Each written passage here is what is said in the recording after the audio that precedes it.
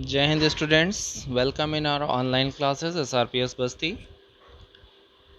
Today we will continue the topic separating the components of a mixture. So in our second chapter is matter around us pure. We had discussed about mixture. What is mixture? Mixture means आपको पता है कि कोई भी दो pure substance को आपस में मिक्स किया जाता है तो वो मिक्सचर कहलाता है। और कंपाउंड और मिक्सचर में आपको डिफरेंस पता होना चाहिए। फॉर एग्जांपल अगर हाइड्रोजन एंड ऑक्सीजन गैस हैं, दोनों प्योर कंपोनेंट हैं, अगर इन्हें मिक्स कर देते हैं तो H2O बन जाता है और प्रोडक्ट फॉर्म होता है H2O। और अगर कंटेनर में रिएक्शन होने के बाद सिर्फ H2O प्रोडक्ट्स हैं तो वो प्योर कंपोनेंट होगा, यानी सिर्फ वाटर है उसमें अब H2O। ओके। और अगर कोई अदर गैसेस हैं, for example O2 and N2 दो गैसेस हैं, आपस में वो रिएक्ट नहीं कर रही हैं, रिएक्शन नहीं हुआ उनमें, तो उसमें दोनों अलग अलग चीज़ें हैं तो उसे हम मिक्सचर बोलते हैं। ओके। और अगर H2 और O2 गैसेस हैं और वो भी आपस में रिएक्ट नहीं करते हैं, रिएक्शन नहीं हुआ उनमें, तो भी वो मिक्सचर होगा। और अगर उनमें रिएक्शन होने के बाद H2O बन गया है, वाटर फॉर्म हो गया है, तो सिर्फ वाटर कंपोनेंट है उसमें, तो वो प्योर सब्सटेंस होगा और मिक्सचर नहीं होगा। ओके। सो हमें ये पता होना चाहिए कि रिएक्शन की कंडीशंस क्या है। रिएक्शन हो गई है तो वहाँ पर प्योर सब्सटेंस फॉर्म हो गया होगा। अगर सिंगल सब्सटेंस होता है, सिंगल कंपाउंड होता है वहाँ पर, तो वो प्योर होगा। और अगर वहाँ पर दो या दो से ज़्यादा टाइप के कंपाउंड्स होते हैं तो वो मिक्सचर होता है। ओके। यानी हम कह सकते हैं कि प्योर सब्सटेंस आपस में मिक्स होते हैं तो मिक्सचर कहलाता है। ओके। और अगर उनमें रिएक्शन हो गया, रिएक्ट करके कोई नया प्रोडक्ट फॉर्म हो रहा है, तब वहाँ पर हमें देखना होगा कि वो एक ही सब्सटेंस अगर बन रहा है प्रोडक्ट, तो वहाँ पर वो प्योर सब्सटेंस होता है। Okay. So here we will concentrate on the separating process. Okay, separation the component of a mixture. अब उस मिक्सचर से हमें उस प्योर सब्सटेंस को या जिन कंपोनेंट्स को मिलकर बना है वो दो या दो से ज़्यादा भी हो सकते हैं, उनको सेपरेट कैसे करते हैं। सो heterogeneous mixtures can be separated into their respective constituents। respective constituents का मतलब होता है कि जिन चीज़ों से वो मिल के बना है उन सारी चीज़ों में उसको अलग अलग कर लेना। यानी जैसे मैंने अभी आपको एग्जांपल दिया था कि H2 + O2 gives H2O होता है, तो H2O को फिर हम डिकम्पोज कराएं, H2O को डिकम्पोज करा के H2 and O2 gaseous form में कन्वर्ट किया जाए। Okay, bye simple physical method. अब देखिए यहाँ पर लिखा है simple physical method. Physical method मतलब जिसे हम आसानी से यानी सेपरेट कर सकें। जैसे कि मैंने जो एग्जांपल दिया H2O को H2 और O2 में सेपरेट करना, ये ईज़िली पॉसिबल नहीं होता, यानी ये फिज़िकल मेथड से पॉसिबल नहीं है। आप पानी को लेके उसे फ़िल्टर करके या उसे गर्म करके हम ऐसे सिंपल मेथड से सेपरेशन नहीं कर सकते कि उसमें हम H2 और O2 को अलग अलग कर लें। उनके बीच में बॉन्डिंग होती है, वो बॉन्ड ब्रेक होता है। ठीक है, इलेक्ट्रिसिटी प्रोवाइड कराने पर ये प्रोसेस हो सकता है। तो यहाँ बात करें सिंपल फिजिकल मेथड।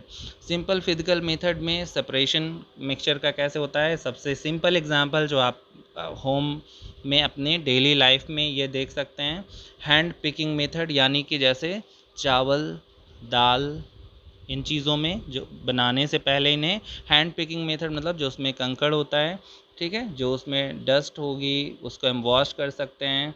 और जो उसमें कंकड़ पत्थर होते हैं उसे हम हाथ से भी हैंड पिकिंग मेथड से भी उसे अलग करते हैं। सीविंग, ठीक है, किसी चीज़ को छानना। जैसे कि आप जानते हैं चाय में चाय की पत्ती मिक्स करने के बाद, चाय बन जाने के बाद हम उसे फ़िल्टर करते हैं। ठीक है, सीव का मतलब छानना भी होता है। फिल्ट्रेशन मेथड है यही। ठीक है, सीव का मतलब होता है बहुत महीन चीज़ को, यानी कि जैसे आप जानते हैं बहुत हल्की चीज़ें को भी सेपरेट करने के लिए, जैसे आप जानते हैं पनीर बनता है, पनीर को आप पतले कॉटन कपड़े में रखा जाता है ताकि उसका पानी पूरा निकल जाता है और वो जो ड्राई सब्सटेंस बनता है वो पनीर होता है। That we use in our day to day life, यानी डेली लाइफ में ये मेथड्स आप अपनाते हैं सेपरेशन के। ओके, जैसे मैंने आपको बताया घर में ये चीज़ें होती हैं। दूध आप जानते हैं, दूध फट जाता है, फिर दूध फटने से जो दूध का कंटेंट होता है और पानी अलग हो जाता है, उसे आप फ़िल्टर कर सकते हैं, उसे आप कॉटन कपड़े से भी अलग कर सकते हैं, तो पनीर वाला पार्ट अलग हो जाता है और पानी अलग हो जाता है। Sometimes a special technique have to be used for the separation of the components of a mixture.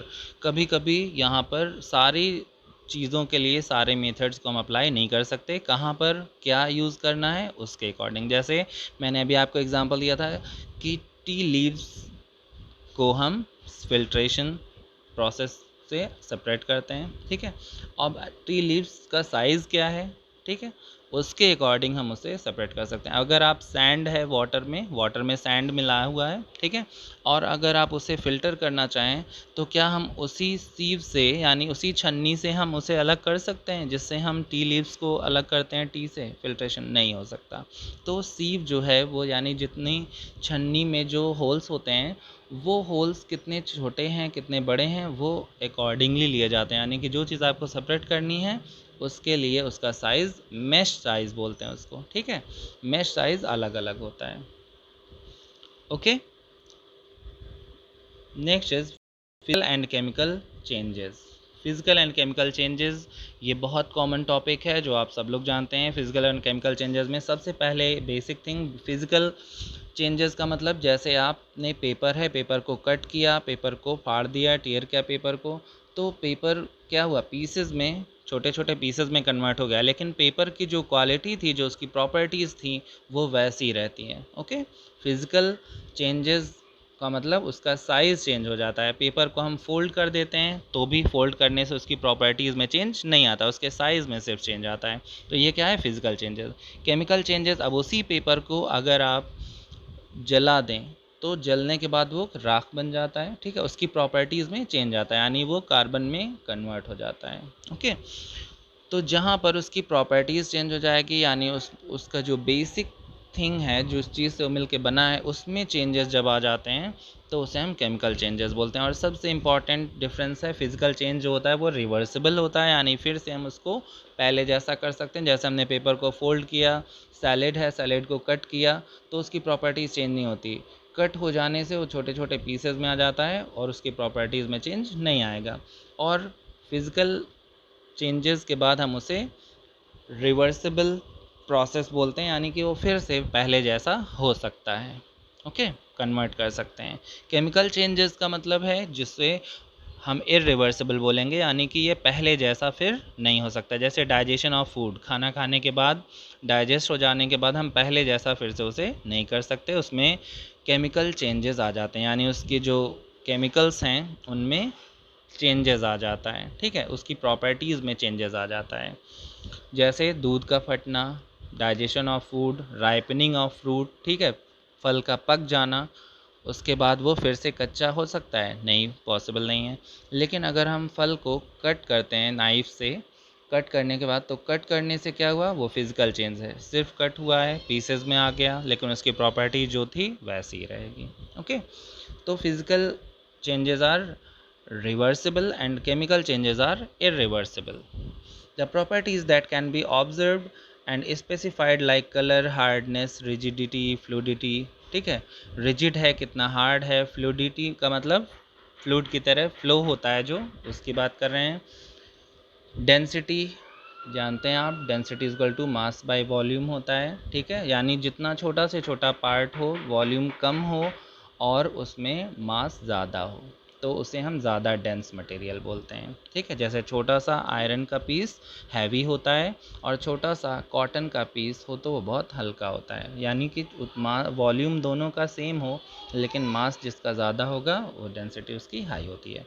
Melting point, जिस ऐसे टेम्परेचर पर जिस पर कोई सॉलिड सब्सटेंस मेल्ट हो जाता है उसे मेल्टिंग पॉइंट बोलते हैं उसका। बॉइलिंग पॉइंट, कोई लिक्विड है जिस टेम्परेचर पर राइज करते करते एक पर्टिकुलर टेम्परेचर पर वो बॉयल होने लगता है, ठीक है, लिक्विड से वेपर में कन्वर्ट हो जाता है, उसे उसका बॉइलिंग पॉइंट बोलते हैं। Etcetera are the physical properties.